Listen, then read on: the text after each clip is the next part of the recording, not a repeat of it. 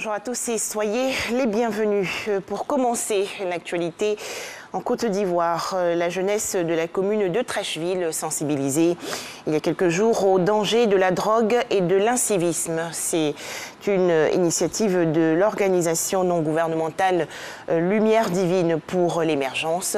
Une conférence publique a donc été animée au centre social de la commune de Trècheville par un expert en sécurité. Plus de détails, bien sûr, dans le journal de 13 h. Un tout autre sujet à présent. Connaissez-vous la méthode kangourou? C'est un contact peau à peau entre le bébé prématuré et sa maman ou son papa. Ce contact permet de stabiliser, entre autres, le rythme respiratoire du tout petit. En Côte d'Ivoire, pour pallier le manque de couveuses, le centre hospitalier universitaire de la commune de Trècheville expérimente avec succès cette technique inspirée de l'animal australien. Pour en parler, Patricia Etia. Dorcas, 28 ans, mère de quadruplés, applique la technique du pot à pot pour augmenter les chances de survie de ses 4 bébés prématurés. L'écho m'avait dit que c'était des triplés.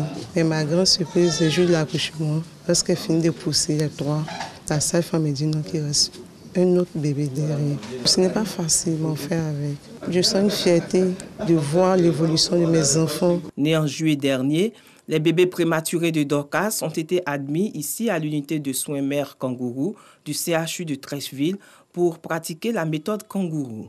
Cette technique, qui consiste à placer le bébé contre la poitrine de sa mère dans une configuration peau à peau afin de créer des conditions idéales de température, d'affection et de repos. Cette méthode, c'est en fonction du poids de récupération de l'enfant, donc le poids auquel il sort de la couveuse. Et il doit atteindre au minimum 1500 grammes pour rentrer à la maison. Donc si on le récupère à 900 grammes, ouais, un peu le temps, ça peut mettre au minimum une semaine, on peut aller jusqu'à 2 voire 3 mois.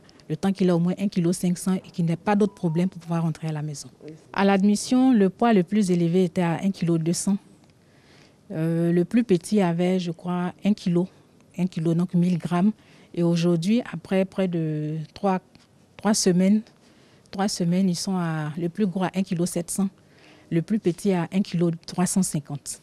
La méthode doit continuer à la maison. En plus des soins et de l'attention que reçoivent les 4 bébés de Dorcas, le ministère de la Femme, de la Famille et de l'Enfant a apporté son soutien à la jeune mère. Ici à Bingerville également, Djeneba, 47 ans, a aussi donné naissance à des quadruplés en juin dernier, après 14 ans de traitement. À la différence de Dorcas, Djeneba n'utilise pas la méthode kangourou, mais a opté pour un suivi des prématurés à domicile.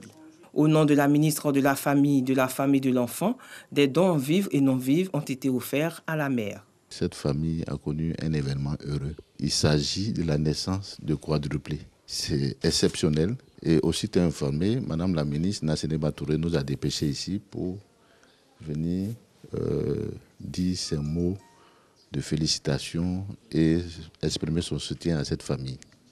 Je tiens à dire merci au nom de toute la famille. Vraiment merci que le représentant du ministre soit là et merci au gouvernement. Selon l'UNICEF, en Côte d'Ivoire, bien que la mortalité des enfants en général ait amorcé une nette réduction, celle des nouveau-nés reste encore élevée et la prématurité est la première cause de décès des nouveau-nés.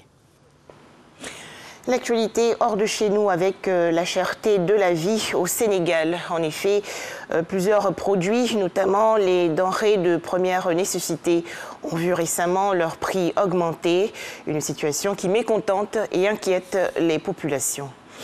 Au Niger, les autorités sanitaires ont publié il y a quelques jours un nouveau bilan de l'épidémie de choléra qui sévit actuellement. Environ 80 morts. 6 des 8 régions du pays ont été touchées par la maladie. Un pont aérien ouvert en Afghanistan pour livrer des fournitures médicales. C'est une initiative de l'Organisation mondiale de la santé, l'OMS.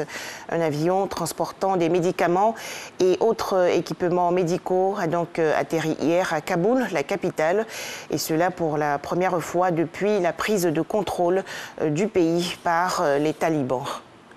Enfin, la situation en Irak, où 6 ressortissants irakiens ont été pendus hier dans la prison de Nasiriyah, dans le sud du pays, après avoir été condamnés à mort, dont 3 d'entre eux pour terrorisme. Voilà, c'est la fin de ce flash d'information. À 13h, le journal.